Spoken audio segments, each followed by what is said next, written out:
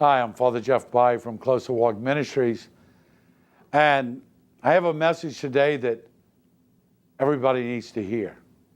Not all Catholics, not all Methodist, Presbyterian, but all people of faith and all people who treasure their right to live their religion as their conscience dictates and to exercise it freely in this country.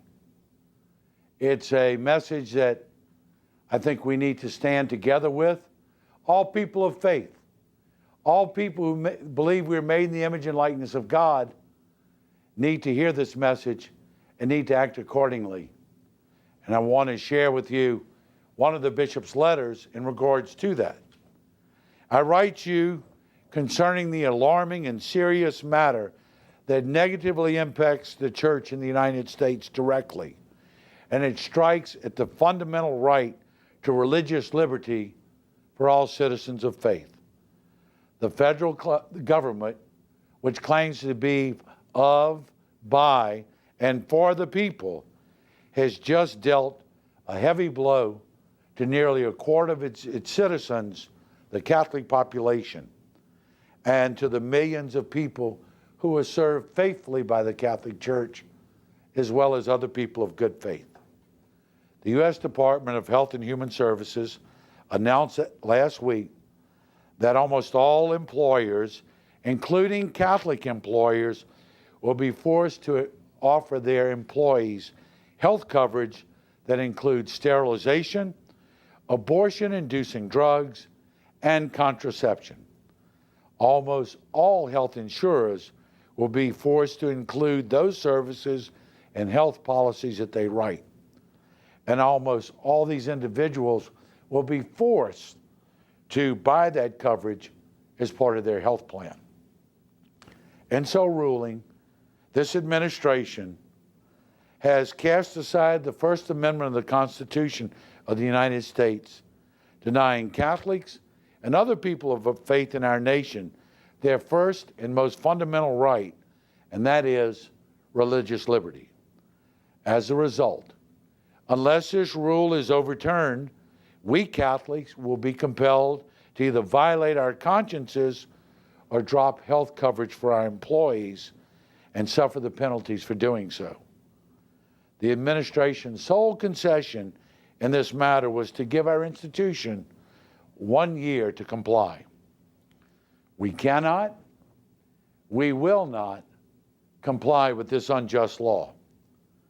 People of faith and of their religious and moral convictions cannot become second-class citizens.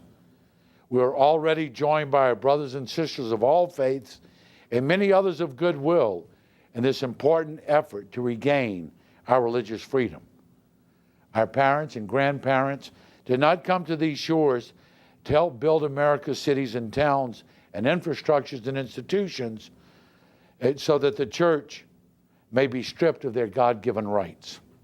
In generations past, the church has always been able to count on the faithful to stand up and protect the sacred rights and duties. I hope and trust that the church can count on this generation to do likewise. Our children and grandchildren deserve nothing less. I'd ask you to do two things. First and foremost, as a community of faith, pray that wisdom and justice may prevail and religious liberty may be restored. Without God, we do nothing, and with God, all things are possible. Second, I would also recommend that you visit the usccb.org website and go to the section that says Conscience to learn more about the assault on religious liberty, as well as how to contact those people that we've elected to serve our needs and not their agenda. This is a pivotal point in religious freedoms in our country.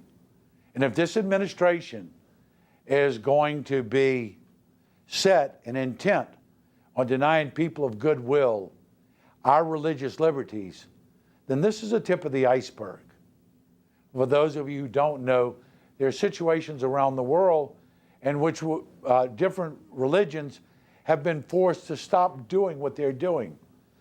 In this country, Some dioceses no longer are able to do adoptions because they're forced to place children in same-sex couples. In some countries, priests are no longer able to be civil servants of marriage because they'd be forced to marry people of the same sex or suffer the consequences.